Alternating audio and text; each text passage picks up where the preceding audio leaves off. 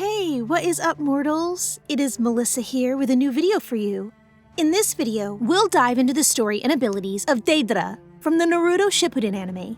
I just wanted to greet you guys by saying, just sit back and relax. You're in for a treat. So let's get started.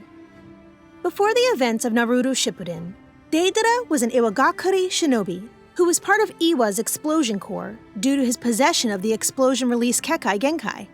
He was also known in the village for the high-quality clay sculptures he created.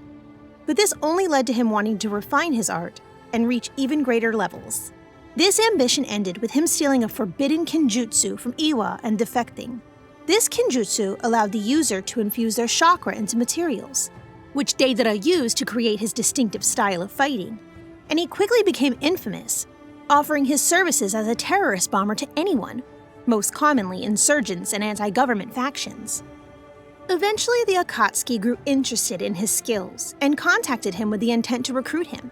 Uninterested in joining, Diedara refused their offer, but ended up joining after a challenge from the Akatsuki, more specifically, Itachi Uchiha, where the condition was that if Itachi won, Diedara would join the organization, a challenge Diedara accepted due to his ego.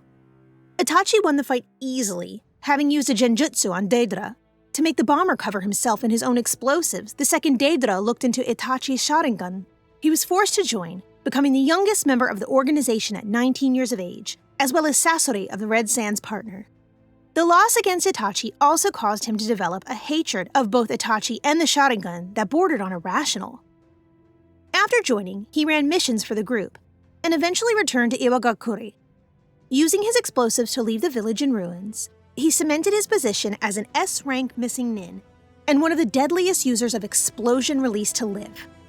After his loss, he trained himself specifically to counter Itachi, not only undergoing training to render his left eye resistant to genjutsu, but also devising a new jutsu named C4. The first mission of Diedara that was shown was the mission to capture the Jinchuriki of the Ichibi alive. Assisted by a sleeper agent of Sasori, Diedara split off from Sasori, creating a large clay bird to take flight, allowing him to both move efficiently and making it more difficult to detect him, as he would appear as just another bird in the sky. After taking out the few guards who watched the sky for intruders or other threats, Diedara managed to sneak in relatively easy, but after landing was confronted by Gaara Sabaku, his target in the 5th Kazekage, who knew he was an intruder as the bird he rode didn't look like any species of bird native to Suna or the surrounding area. The two quickly ended up clashing, with Diedara being forced onto the defensive, due to both his inability to kill his opponent and Gaara's immense home field advantage. The fight eventually concluded in Diedara's favor, though his left arm was crushed, and he left the sand village with the captured Kazekage in tow. Bringing him to an Akatsuki hideout in the Land of Rivers, the Akatsuki extracted the Ichibi from Gaara, killing the Kazekage and marking their third obtained bijou. After the extraction, Diedara, along with his partner Sasori, confronted Team Kakashi, and using Gaara's corpse along with Naruto's personality, divided the team, with Kakashi and Naruto following him and Sakura and Chiyo, set on capturing Naruto, both to obtain another Jinchuriki, and to elevate his art. The bomber attempted to separate Naruto from Kakashi multiple times, to make it easier to capture him, but each attempt failed. His caution of Kakashi proved a correct choice, as the copy ninja used Kamui to detach Diedara's remaining arm. This allowed Naruto the chance to retrieve Gaara and knocked the bomber out of the sky.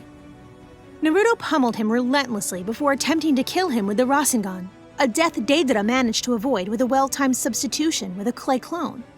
Watching Naruto go into a two-tailed Jinchuriki cloak, before its suppression by Kakashi from some nearby bushes, Diedara retreated due to his lack of backup, but was found by Team Guy due to Neji's Byakugan, and engaged the group with a kunai wielded in his mouth. Using the wreckage of his clay bird that he left behind earlier, he faked his death, using a substitution with an exploding clay clone to both kill his enemies and escape, though the former was stopped due to Kakashi's Kamui, but his escape was successful, and both Team Kakashi and Team Guy believed the bomber to be dead.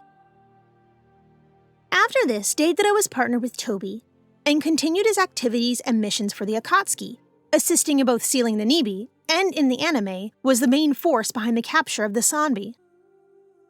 Eventually, Deidara and Toby learned of the 8-man squad's hunt for both Itachi and Sasuke.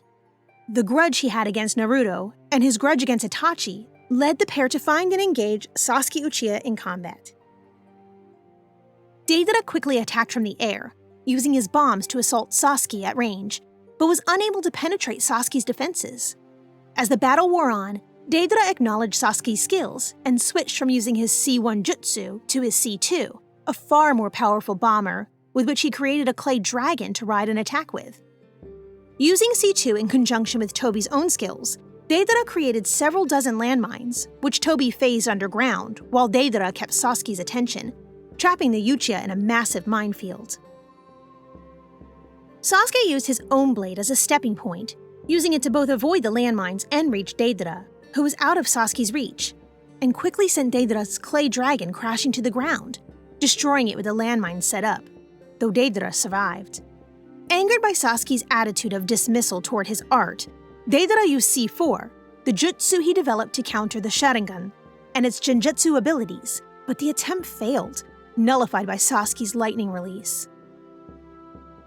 Enraged by Sasuke's questions of Itachi's location, Deidara released a mouth located on his chest above his heart, and used his most powerful jutsu, C0, a suicide technique, in a final attempt to kill Sasuke. The blast was visible for kilometers, but failed in its goal, and Sasuke survived. This video is sponsored by Skillshare.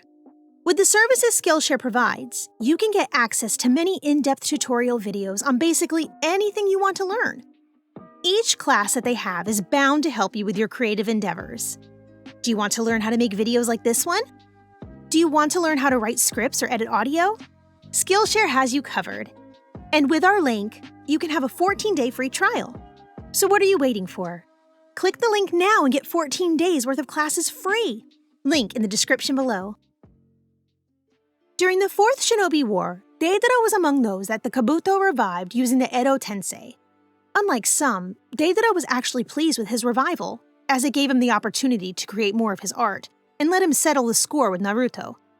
Used by Kabuto as transportation to the island where Naruto was hidden, the two were ambushed by Inoki along with 2 other Iwa ninja. Due to a seal placed in Deidara's head by Kabuto to grant control while still allowing the bomber to retain some measure of free will, Deidara obeyed Kabuto's orders to avoid Inoki, and upon arrival, Deidara uses a large explosive to flip the island turtle, and was soon drawn away from the island. Deidara challenged Inoki's dust release with his explosives, but was forced back into his coffin before the fight could begin, to his annoyance. After being freed from the coffin again by Kabuto, Deidara was assigned to the surprise attack and diversion platoon, and was tasked with disrupting the allied shinobi forces with his remote explosives.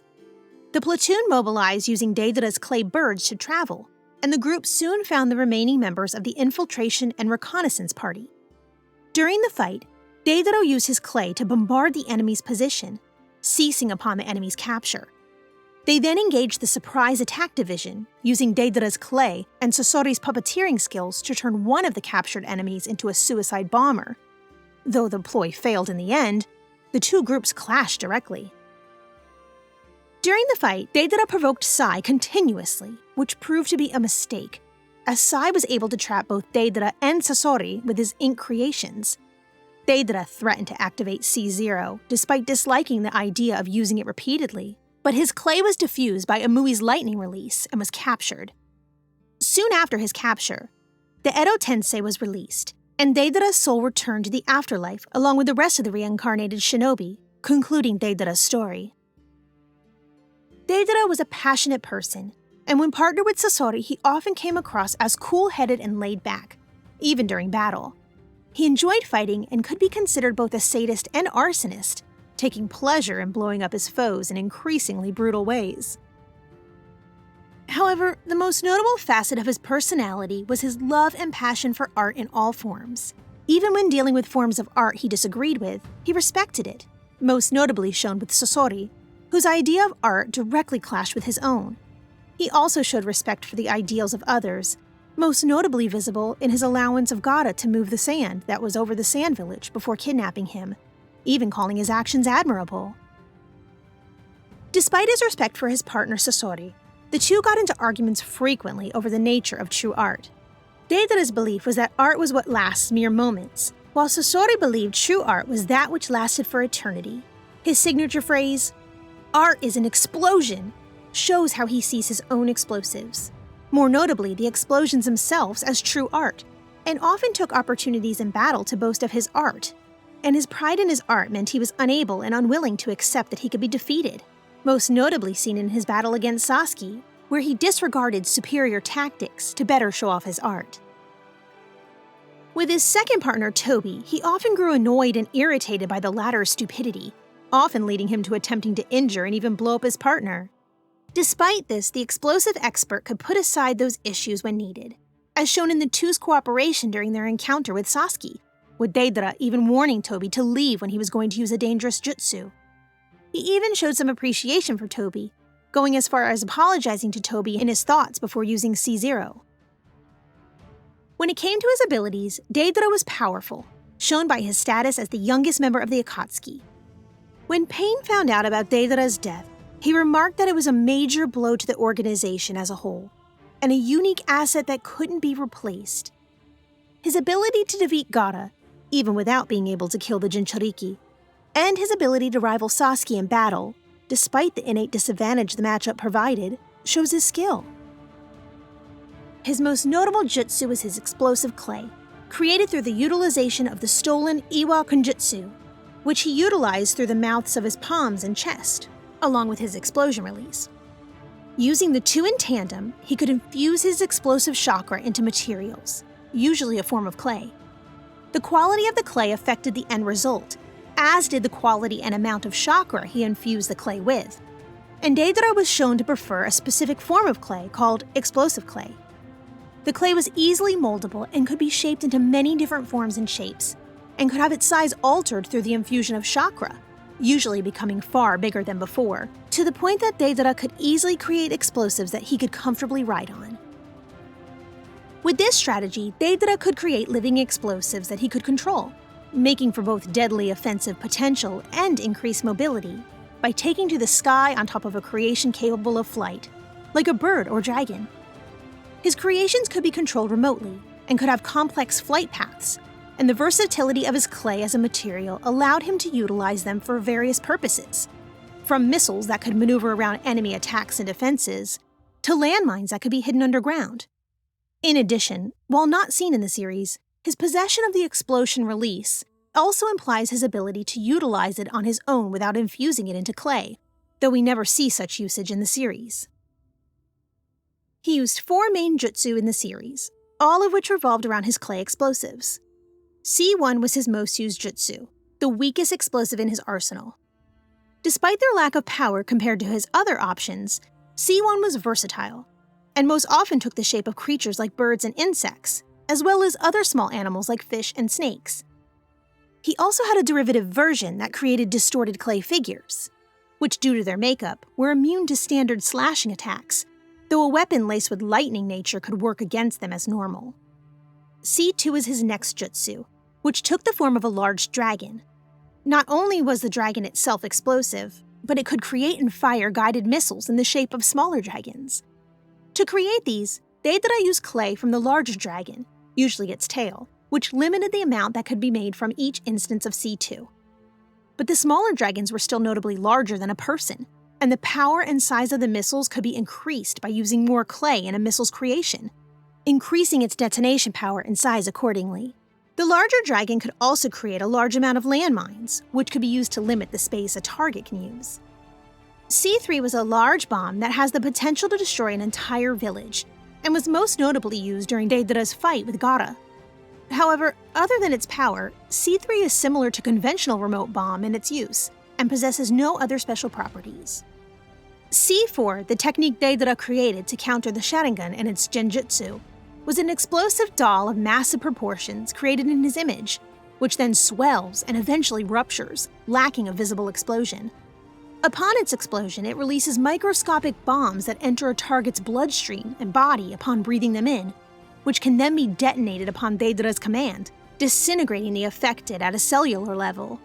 Notably, Deidara uses his own mouth to create this, rather than the ones on his hands or chest. For his final jutsu, C0, Diedara uses the mouth above his heart and infuses the chakra from his heart directly into the clay, spreading veins of explosive chakra throughout Diedara's entire body. This eventually causes a massive explosion that covers a 10-kilometer area with pure explosive energy, placing it as Diedara's most destructive and powerful technique, though nature regulates it as a suicide technique, albeit one of extreme power.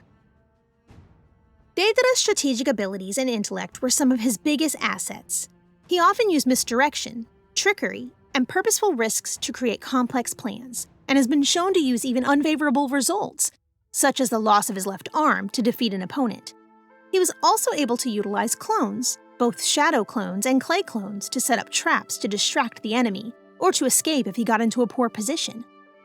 He favored clay clones in particular, as they could not only act as decoys and be used in trickery and misdirection tactics, but could be used to trap an opponent, and could even be mixed with his exploding clay to gain the ability to detonate. His left eye was trained to see through genjutsu, and he often wore a scope on his left eye to assist him in long-range combat, and his physical skills and reflexes were also notable, though lesser compared to close-range fighters. He also knew a couple earth jutsu, showing that he can use at least one of the two natures which compose explosion release on its own with at least some level of skill, though the identity of the second component nature, as well as Diedara's potential skill with said nature, is unknown, though it's most likely lightning release, with fire release a close second. However, his explosives have one glaring weakness. Due to possessing earth release as one of its composite natures, they could be diffused with lightning release, rendering the explosives inert. This led to his death against Sasuke, who specialized in lightning release and was intelligent enough to deduce his weakness. Despite his young death, however, no one can deny that Diedara was one of the most destructive shinobi of his time, one who cemented a place in history with both his skills and actions. Thank you all for indulging yourselves in all this information thus far. I hope you enjoyed it. Now there are a few more things I'd like to go over before the video ends. Firstly, if you're in the mood for some great storytelling, We the Celestials has got you covered. Our We the Celestials, My Hero Academia, and Naruto What If channels retell the story of their namesake anime with a twist. Check it out if you're interested. Secondly, on behalf of We the Celestials, I'd like to thank everyone involved in the production of today's awesome content. Their details can be found in the description below. Lastly, if you're interested in what we do here at We the Celestials, then I'd like to extend you an invitation to join the team. The only caveat being that we only accept members from 16 years and up to join our crew. You can sign up for whichever category fulfills your interests by joining the recruitment Discord using the link in the description below. We're always looking for members to join us. Well, that's it from us for today's video. So thank you all for watching, and have a great day.